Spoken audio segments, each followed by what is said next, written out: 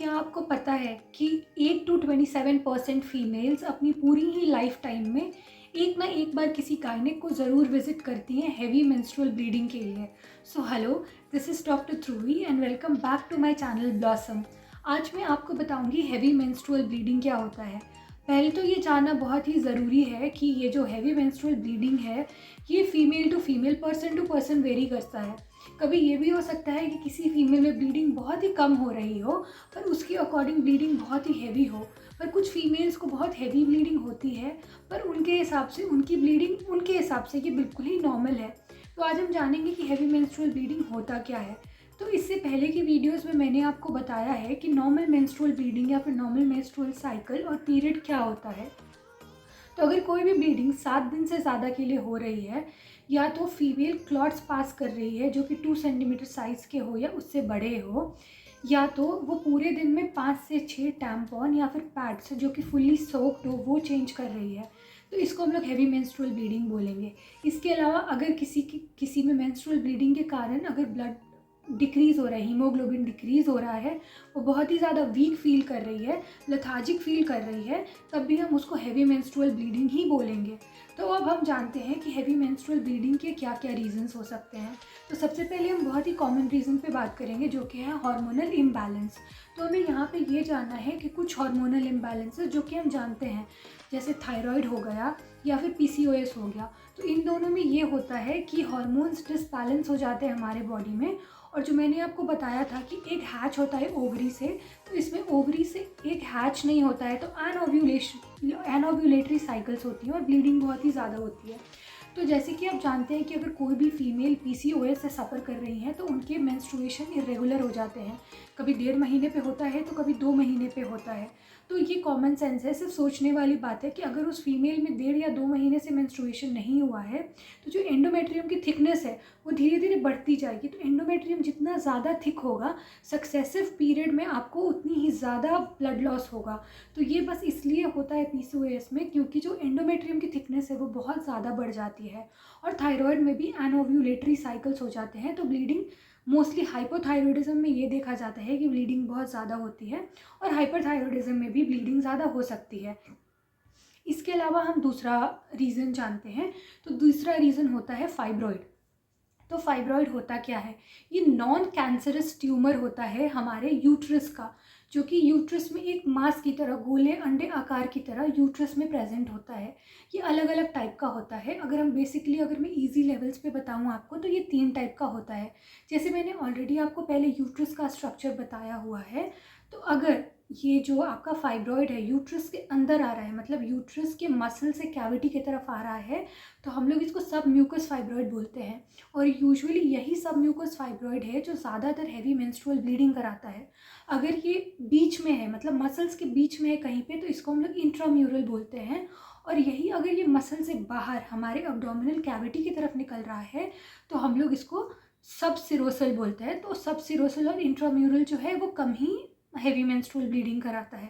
तो ये हो गया आपका दूसरा रीज़न, फाइब्रॉइड। अब हम आते हैं तीसरे रीज़न की तरफ। तो तीसरा रीज़न होता है पॉलिप। तो ये पॉलिप क्या होता है? ये हमारे एंडोमेट्रियम में से ही एक गोल सा आकार का मास जो है हमारे यूट्राइन कैविटी में प्रोजेक्ट करता है और इसकी वजह से ये जो ब्लीडिंग है वो बहुत ही ज़्यादा बढ़ जाता है। ये भी मोस्टली हार्मोनल इम्बैलेंस की वजह से ही होता है, पर ये जो है ये यूट्रस की पैथोलॉजी है। तो ये हमने 3 फीचर्स के बारे में बात कर लिया। अब चौथे एक रीज़न पे आते हैं हम। चौथा रीज़न होता है एंडोमेट्रियोसिस। तो एंडोमेट्रियोसिस में ये होता है कि जो हमारा यूट्रस के मसल्स होते हैं वो यूट्रस के अलावा और भी बहुत सारी जगहों पे जाते हैं। तो जिस साइकिल में हमें जब जब ब्लीडिंग होती है तो उस टाइम हमें अब्डोमिनल पेन भी बहुत ज़्यादा होता है और ब्लीडिंग भी बहुत ज़्यादा होती है।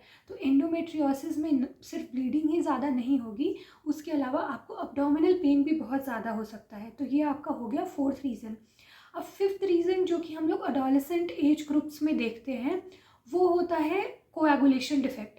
तो तो ये जो है, जब किसी लड़की के पीरियड्स पहली बार स्टार्ट हो रहे हैं तभी उसको बहुत ही हैवी मेंस्ट्रुअल ब्लीडिंग होगा। तो ये कभी कभी कोएगुलेशन डिफेक्ट्स के भी वजह से भी हो सकता है, कोई हेरिडिटरी डिफेक्ट है या फिर कोई कोई भी ऐसा ब्लड डिसऑर्डर है जो उस लड़की में प्रेजेंट है। तो ये जो डिसऑर्डर है ये पहले जब स्टार्टिंग में किसी भी लड़की मेंस्ट्रुएशन को अटेन करती है उस टाइम देखा जाएगा। ये अचानक से अडल्टहुड में आके ये प्रॉब्लम नहीं हो सकती है।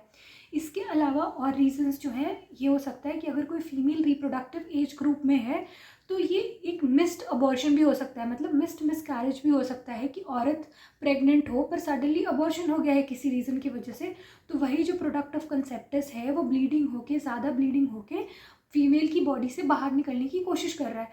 पर ये जो हैवी मेंस्ट्रुअल ब्लीडिंग है सिर्फ 1 या 2 साइकिल्स तक रहती है, उसके बाद नॉर्मल हो जाएगी। इसके अलावा इंट्रायूटेराइन डिवाइसेस, जिसको हम लोग कॉपर भी बोलते हैं, कुछ फीमेल्स में कॉपर लगाने के बाद इरेगुलर तो नहीं पर हाँ heavy menstrual bleeding with pen abdomen females complain करती हैं। तो इंट्रायूटेराइन डिवाइसेस भी एक रीज़न हो सकता है हैवी मेंस्ट्रुअल ब्लीडिंग के लिए।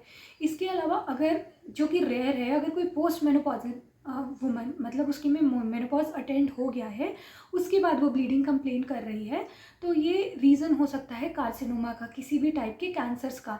तो ये कुछ रीजंस जो मैंने आपको बताया वो आपके हैवी मेंस्ट्रुअल ब्लीडिंग का कारण हो सकता है। तो अगर आपको हैवी मेंस्ट्रुअल ब्लीडिंग हो रहा है तो आप क्या करेंगे?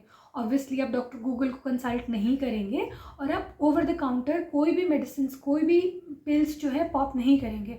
आपको सबसे पहले गायनेकोलॉजिस्ट के पास जाना है, उनको कंसल्ट करना है। आपकी gynaecologist depending upon your situation आपको अलग अलग टाइप की इन्वेस्टिगेशंस बोल सकती हैं। वो आपको टोटल ब्लड काउंट के लिए बोल सकती हैं, हार्मोन एसेस जैसे कि थायराइड प्रोफाइल के लिए बोल सकती हैं, प्रोलैक्टिन के लिए बोल सकते हैं। इसके अलावा LH व FSH लेवल्स के लिए भी बोल सकती हैं। इसके अलावा वो आपके इनिशियली तो आपका हिस्ट्री लेंगी, अब्डोमिनल एग्जामिनेशन करेंगी और अगर ज़रूरत हुई तो इंटरनल एग्जामिनेशन भी करेंगी। इसके अलावा आपको अल्ट्रासोनोग्राफी और MRI कराने की भी ज़रूरत हो सकती है। तो ये सब कराने के बाद आपको पता चलेगा कि आपको कौन सी डिजीज़ेस हो रखी हैं। इन सब में से मैंने जो भी आपको बताया इनमें से आपको क्या हो रखा है। तो अगर आपको हार्मोनल डिसबैलेंस है फॉर एग्जांपल, तो हार्मोनल डिसबैलेंस जो है आपके हार्मोन्स को करेक्ट करके, आपके लाइफस्टाइल को मॉडिफाई करके वो सही किया जा सकता है। इसके अलावा आपको अगर बाकी सारी चीज़ें हैं जैसे फाइब्रॉइड है, पॉलिप है, एडिनोमायोसिस है, ये सब है, तो इन सब में पहले तो मेडिकल मैनेजमेंट से काम चलाया जाता है। तो मेडिकल मैनेजमेंट में अगर सिम्टोमेटिक ट्रीटमेंट की बात करें तो आपके पेन एब्डोमेन को कम करने के लिए मेफेनेमिक एसिड और आपको ब्लीडिंग को कम करने के लिए टनेक्समिक एसिड जैसी दवाइयाँ दी जाती हैं। अगर इससे भी कंट्रोल नहीं हो पाया तो फिर बर्थ कंट्रोल पिल्स यूज़ की जाती हैं। अगर मान लीजिए इससे भी कंट्रोल नहीं हो पाया तो फिर सर्जिकल मैनेजमेंट अपनाया जाता है। अब सर्जिकल मैनेजमेंट हर एक डिज़ीज़ के हिसाब से अलग अलग होता है और हर एक पर्सन के हिसाब से अलग अलग होता है। अगर आप अभी भी रिप्रोडक्टिव एज ग्रुप में हैं तो ऑब्वियसली जो आपको फाइब्रॉइड हो रखा है सिर्फ फाइब्रॉइड को निकाला जाएगा। पर अगर आप ऑलरेडी अपनी फैमिली कंप्लीट कर चुकी हैं, आप ऑलमोस्ट पेरीमेनोपॉजल वुमन हैं, तो उस टाइम आपको हिस्टेरेक्टमी की सलाह दी जाएगी। तो ये सारे चेंजेस हैं, ये सारे अलग अलग मेथड्स ऑफ इंटरवेंशंस हैं जो आपको दी जाएंगी। पर इसके लिए आपको डॉक्टर को कंसल्ट करना बहुत ज़रूरी है। खुद से आप ट्रीटमेंट लेने की कोशिश ना करें। अब मैंने आपको बताया है कि ऑब्वियसली ब्लड लॉस बहुत ज़्यादा हो रहा है, तो ब्लड लॉस अगर बहुत ज़्यादा हो रहा है तो फीमेल अनीमिक हो जाती है, टायर्डनेस फील करती है, लेथार्जिक फील करती है। तो आपको आयरन रिच फूड्स खाने हैं जैसे ग्रीन लीफी वेजिटेबल्स हो गए, रेजिन्स हो गए, ड्राई एप्रिकॉट्स हो गए, ये सब आपको कंज्यूम करना है ताकि आपकी आयरन की लेवल को बॉडी में मेंटेन किया जा सके।